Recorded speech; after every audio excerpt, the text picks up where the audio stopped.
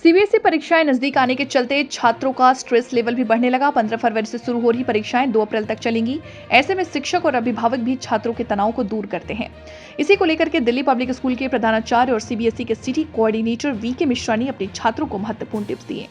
उन्होंने बताया कि हर बच्चे का एकमात्र लक्ष्य अच्छी शिक्षा प्राप्त करना होता है, जिसके लिए छात्र को कड़ी मेहनत से कभी घबराना नहीं चाहिए। मेहनत के अतिरिक्त परीक्षा में सफल होने का दूसरा कोई रास्ता नहीं।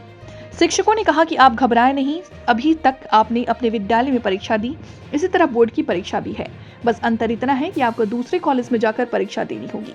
यहाँ तक कि परीक्षा के प्रश्न पत्र का स्तर आपके प्री बोर्ड के प्रश्न पत्र के अनुरूप ही होता है। सभी विद्यालय सीबीएसई की गाइडलाइन के अनुसार प्रश्न पत्र तैयार करते हैं। परीक्षा के समय खास तौर पर अपने आहार का ध्यान जरूर रखें। पौष्टिक आहार का सेवन करें, खुद को सेहतमंद बनाएं। नमस्कार आप सभी को। मैं VK Mishra, principal DPS Bareilly और सिटी कोऑर्डिनेटर सीबीएसई। आप सभी को वैसे तो पता ही है कि हमारी सीबीएसई की परीक्षाएं 15 फरवरी से शुरू होकर और 2 अप्रैल तक चलने जा रही है। 15 फरवरी को अगर हम बात करें, कक्षा 10 की पेंटिंग की परीक्षा है और कक्षा 12 में एंटरप्रेन्योरशिप। कक्षा 10 की परीक्षाएं हमारी 13 मार्च को ख़त्म हो रही हैं, जबकि कक्षा 12 की परीक्षाएं 2 अप्रैल तक चलेंगी। तो डेट शीट लगभग सभी बच्चों को भी पता है और सभी स्कूलों में इस समय प्रैक्टिकल की परीक्षाएं लगभग समाप्त की ओर हैं, बिकॉज़ हमारी प्रैक्टिकल की परीक्षाएं सेकेंड वीक ऑफ जनवरी से शुरू हो गई और लगभग 14 फरवरी तक वैसे तो लास्ट डेट है, लेकिन इसके बावजूद जो भी स्कूल्स अपने फर्स्ट प्रायोरिटी पर परीक्षाओं को रखे थे, उन्होंने अपनी परीक्षाएं ख़त्म कर ली। तो ये इस तरीके से हमारे परीक्षा के शेड्यूल हैं। परीक्षा के दौरान ही हमारी इवैल्यूएशन का भी प्रोसेस शुरू हो जाता है, क्योंकि हमारे यहाँ जो इवैल्यूएशन है वो साथ साथ चलता है। देश भर में परीक्षा होती है और उसके लिए हम परीक्षा समाप्त होने का वेट नहीं करते और हमारे यहाँ इवैल्यूएशन साथ साथ लगभग 10 दिन के बाद, जो भी पेपर आज होते हैं उसके 10 दिन के बाद हमारी इवैल्यूएशन का प्रोसेस शुरू हो जाता है। अब हम अगर बात करें बच्चों के लिए, तो ये परीक्षा नॉर्मल परीक्षा ही है। जैसे आप अपने विद्यालयों में होम एग्ज़ाम्स देते हो, आपके यहाँ भी प्री बोर्ड्स हुए हैं, उससे बिल्कुल अलग नहीं है। बच्चे अपने केंद्र पर नहीं होते हैं, सिर्फ यही इतना अंतर है। परीक्षा के प्रश्न पत्र का स्तर प्री बोर्ड के जैसा ही होता है, क्योंकि सभी स्कूलों ने अपने प्री बोर्ड की गाइडलाइन के हिसाब से ही कराया है। और हमारी जो सैम्पल पेपर्स हैं सीबीएसई के वेबसाइट पर पहले से उपलब्ध है। तो मैं सभी बच्चों को कहना चाहूँगा कि जो आपने प्री बोर्ड की परीक्षा दिया है, बिल्कुल उसी का रेप्लिकेट आपको बोर्ड में पेपर मिलने वाला है, उसमें कोई अंतर नहीं है। तनाव में न रहें। अपनी परीक्षा को सिर्फ इस आधार पर मूल्यांकन करने की कोशिश करें कि हमारे जो स्कूल के शिक्षक थे वो आपको जानते थे, तो जो भी आपकी थोड़ी बहुत त्रुटियां रहती थी शायद वो इग्नोर कर देते रहे होंगे, क्योंकि वो आपको पर्सनली जानते थे। यहाँ आपकी कॉपी आपके विद्यालय के शिक्षक नहीं चेक करेंगे, ये कॉपी कोई दूसरे विद्यालय और दूसरे ज़िले के शिक्षक चेक करेंगे, जो ना आपको जानते हैं ना आपके विद्यालय को जानते हैं। इसलिए पहला जो आपको ध्यान रखना है कि जो कॉपी आप लिख रहे हैं उसमें कुछ भी लिखें वो सेल्फ एक्सप्लेनेटरी हो, मतलब कि आपके बिना आपके दिए गए उत्तर को वो परीक्षक समझ पाए।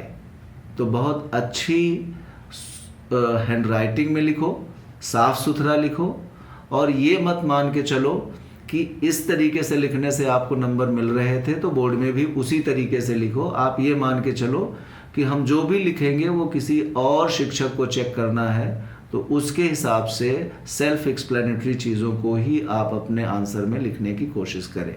नंबर 1। दूसरी जो मुख्य बात आपको ध्यान में रखना है कि आपके पास में समय जो भी बचा हुआ है, अब वो नया पढ़ने का नहीं है।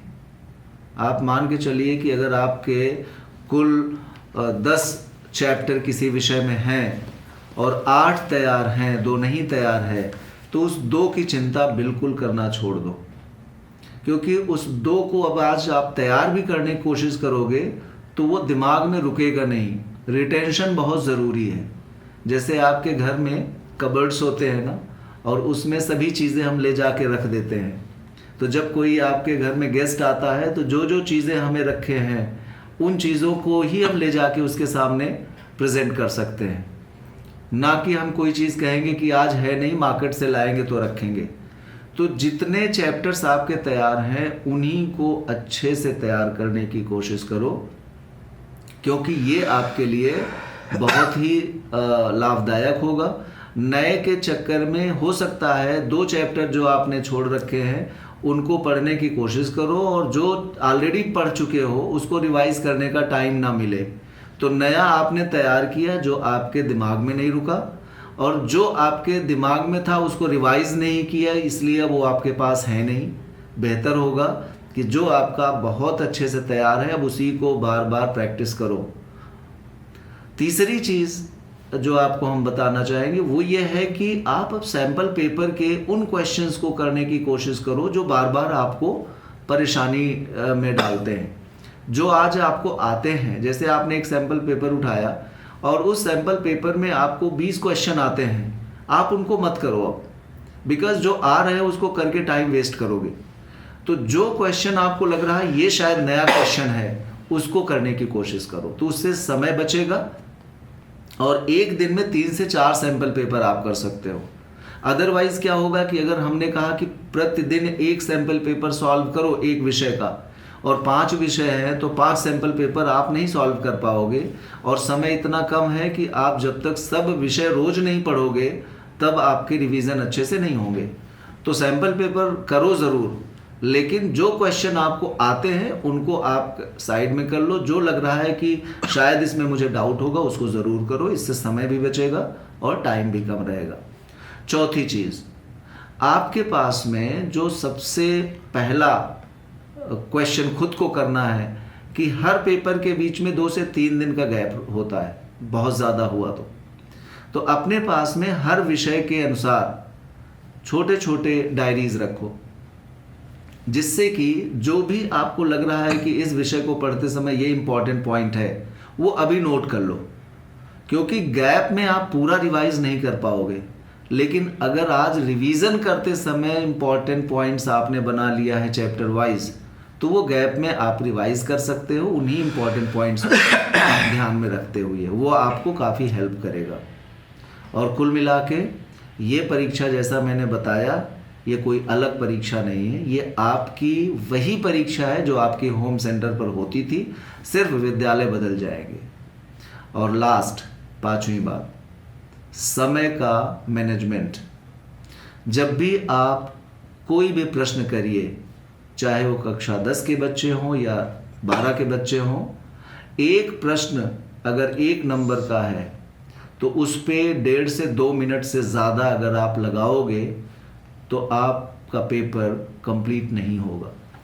इस तरीके से अगर आपका 1 नंबर का प्रश्न है तो अधिकतम 2 मिनट, 2 नंबर का प्रश्न है तो अधिकतम 4 मिनट, 3 नंबर का प्रश्न है तो अधिकतम 6 मिनट, 4 नंबर का प्रश्न है तो अधिकतम 8 मिनट, और 5 नंबर का प्रश्न है तो अधिकतम 10 मिनट। ये कैलकुलेशन लेके आपको चलना है, तब आपका पेपर सही समय पर 3 घंटे में ख़त्म होगा। क्योंकि ज़्यादातर हम बच्चों से जब मिलते हैं तो यही कहते हैं पेपर लेंदी था, छूट गया। और क्यों छूटता है? क्योंकि जो प्रश्न 1 नंबर का है, अगर उसमें आपने 5 मिनट लगा दिया जिसको 1.5 से 2 मिनट में सॉल्व होना था, तो डेफिनेटली 3 मिनट वो जो आपने कंज्यूम किया वो आगे चल के आपको कम हो जाएगा। तो समय का मैनेजमेंट करें, इन 5 बातों का ध्यान रखें, और साथ में इस समय अपने स्वास्थ्य पर विशेष ध्यान दें। कोशिश करिए कि जूस या मिल्क, इन चीज़ों का सेवन करिए, कम से कम बाहर निकलिए, ज़्यादा से ज़्यादा सेल्फ स्टडी पर फोकस करिए, पूरी नींद लीजिए। 8 घंटे पूरे 24 घंटे में, हो सकता है 2 बार में आप नींद लें, 6 घंटे प्लस 2 घंटे या 4 घंटे 4 घंटे, बट 8 घंटे की एक 24 घंटे में आपको नींद लेना है, दिमाग को स्वस्थ रखना है और अपने को भी स्वस्थ रखो। क्योंकि जब आप स्वस्थ रहेंगे तो आपका एग्ज़ाम अच्छा जाएगा। इसी के साथ आप सभी को आगामी CBSE की परीक्षाओं के लिए बहुत बहुत शुभकामनाएं। धन्यवाद।